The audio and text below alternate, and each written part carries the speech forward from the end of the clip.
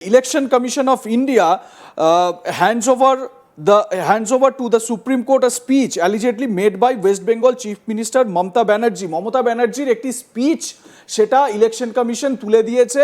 কি রয়েছে সেই স্পিচে একটু বলে দিই আপনাদের। সেই স্পিচে বলা হচ্ছে, যেখানে মমতা ব্যানার্জি বলছেন, CRPF people are coming from UP to beat you up, be prepared. CRPF এর জওয়ানরা আসছে ইউপি থেকে আপনাদেরকে মারার জন্য, আপনারা তৈরি থাকুন। একই সঙ্গে a video of a judicial officer crying and asking to take care of her family if anything happens to her. আমরা সোশ্যাল মিডিয়ায় যে অডিও ক্লিপটা দেখেছি এবং ভিডিও এবং অডিও ক্লিপটা দেখেছি, যে গাড়ি একটি যাচ্ছে নিকষ কালো অন্ধকারের মধ্যে দিয়ে মালদার ওই রাস্তা দিয়ে, এবং একজন মহিলা বিচারক তিনি কান্নাকাটি করছেন, যদি তার কিছু হয়ে যায় তাহলে তার সন্তানের দেখভাল যেন আদালত করে। এই ভিডিওটিও ইলেকশন কমিশনের তরফ থেকে তুলে দেওয়া হয়েছে সুপ্রিম কোর্টে। আমি আরও বিস্তারিত আলোচনার জন্য আমি অনির্বাণের কাছে যাব। অনির্বাণ, এটা তো দেখো একেবারে একদম স্বাভাবিকই ছিল। এসআইআর এর এই ঘটনায়, মানে মালদার এই ঘটনায় যা যা হয়েছে, সুপ্রিম কোর্ট যে সুমোটো এটা সংস্থান নিয়ে এই নিয়ে যে একটা কড়া ভৎসনা করবে বা এই নিয়ে যে জোর আলোচনা হবে সুপ্রিম কোর্টে, এটা তো একদম স্বাভাবিক ছিল। একেবারেই তাই। এবং দেখো, এই বিষয়টা নিয়ে কিন্তু সুমোটো হয়েছিল, এবং সুমোটো কগনিজেন্স কিন্তু একেবারে সরকারি তরফ থেকে, কেন্দ্র সরকার এবং তার পাশাপাশি কিন্তু কোর্টের তরফ থেকে নেওয়া হয়। এবং এই সুমোটোতে কিন্তু আলোচনা হওয়ার কথা যে যে ঘটনা মালদাতে ঘটেছে, যেভাবে বিচারকদের, জুডিশিয়াল অফিসারদের যেভাবে আটকে রাখা হয়েছিল, সেটা কতটা এই মুহূর্তে দাঁড়িয়ে যুক্তিযুক্ত। 8 ঘন্টার ওপর সময় তাদেরকে আটকে রাখা হয় এবং স্পষ্টত বিভিন্ন ভিডিও চলে আসে সামনে। ফলে সে জায়গায় দাঁড়িয়ে কোর্ট কিন্তু ভর্ৎসনা করেছিল। পরের দিনই সুমোটো কগনিজেন্স আনা হয় এবং সেদিন বলা হয়েছিল যে বিস্তারিত বিষয়টা এনআইএ তদন্ত করবে। এনআইএর তরফ থেকে একটি রিপোর্ট, আমাদের কাছে যা খবর রয়েছে, প্রায় 21-22 পাতার একটি রিপোর্ট কিন্তু এই মুহূর্তে এনআইএর তরফ থেকে দেওয়া হয়েছে সুপ্রিম কোর্টকে। এবং সেই রিপোর্টে কি রয়েছে, সেই রিপোর্টের তদন্তের সাপেক্ষভাবে 6 তারিখে বিচার হবে, অর্থাৎ আজ। কিন্তু সেই জন্যই কিন্তু কোর্ট বসেছে। এবং মূলত বলে রাখি যে তৃণমূল কংগ্রেস বা রাজ্য সরকারের তরফ থেকে কল্যাণ ব্যানার্জি, আমি কল্যাণ ব্যানার্জি বা তৃণমূলের তরফ থেকে কি সংস্থান বলা হয়েছে আমরা আসবো।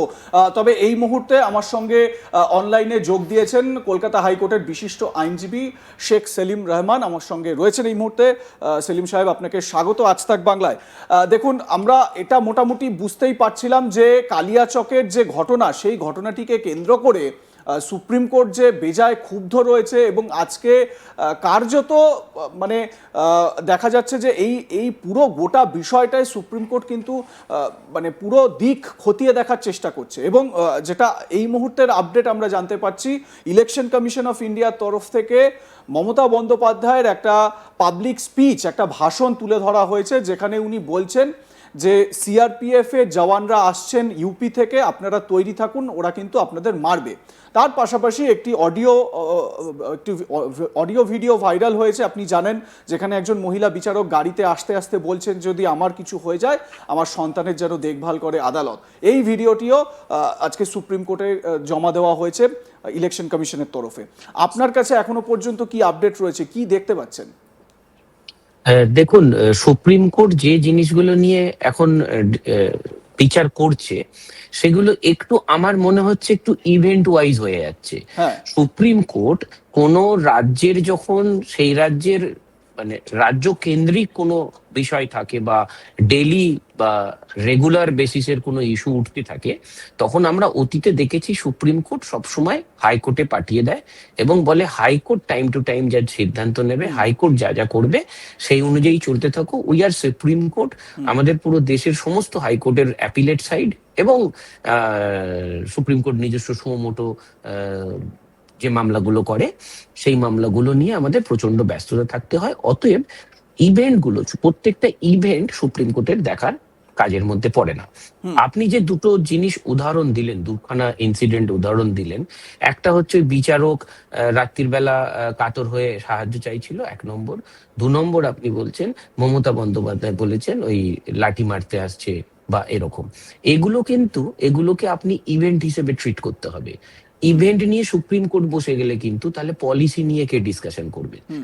যদি মমতা বন্দ্যোপাধ্যায় এটা বলে থাকেন তাহলে সেই মন্তব্যটা বা সেই বক্তব্যটা কোন ক্যাটাগরির মধ্যে পড়ছে ফার্স্ট দেখতে হবে। এটা কি জেনারেল ক্যাটাগরির মধ্যে পড়ে নাকি এটা অফেন্সিভ কোনো ক্যাটাগরির মধ্যে পড়ে? যদি অফেন্সিভ ক্যাটাগরির মধ্যে পড়ে তাহলে তার বিরুদ্ধে যে অ্যাকশন বা তার যে লিগ্যাল ওয়ে সেগুলো লোকাল অথরিটি থেকেই উঠবে। সুপ্রিম কোর্ট কোনোদিন বলবে না এটাকে এফআইআর করো, এটাকে ওই করো বা এই বক্তব্য রেখো না।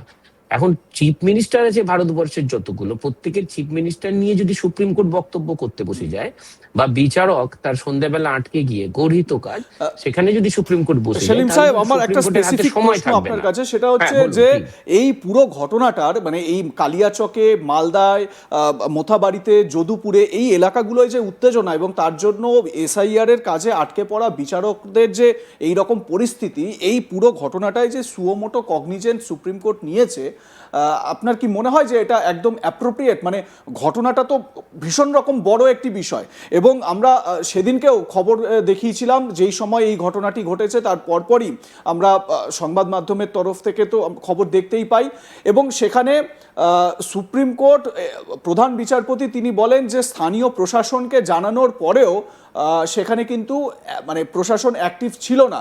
3:30 জানানোর পরে রাত 8:30 পর্যন্ত কোনো অ্যাকশন নেই। তারপর ডিরেক্ট মানে গ্রুপ কলে ডিজিপিকে এবং হোম সেক্রেটারিকে কথা বলার পরে তারপর সেখানে 11টার পর গিয়ে উদ্ধার কাজে যাওয়া হয়। তো আপনার কি মনে হয় না যে এটা সুমোটো কগনিজেন্স নেওয়ার মতন একটা মানে প্রেক্ষাপট তৈরি হয়েছিল অলরেডি?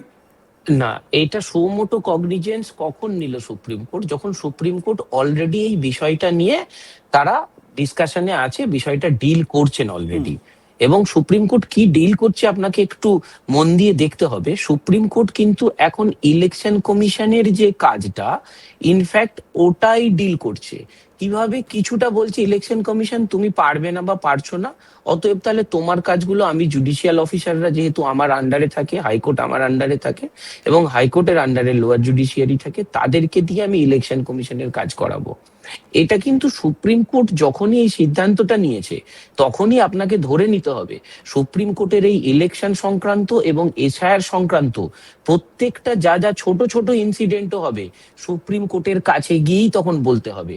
কারণ সুপ্রিম কোর্ট আমরা বলি ইন সিসিন ইন দ্য ম্যাটার, যখন একটা ম্যাটারের ওপর বসে আছে তখন হাইকোর্টের ফাংশনও ভীষণ লিমিটেড হয়ে যায়।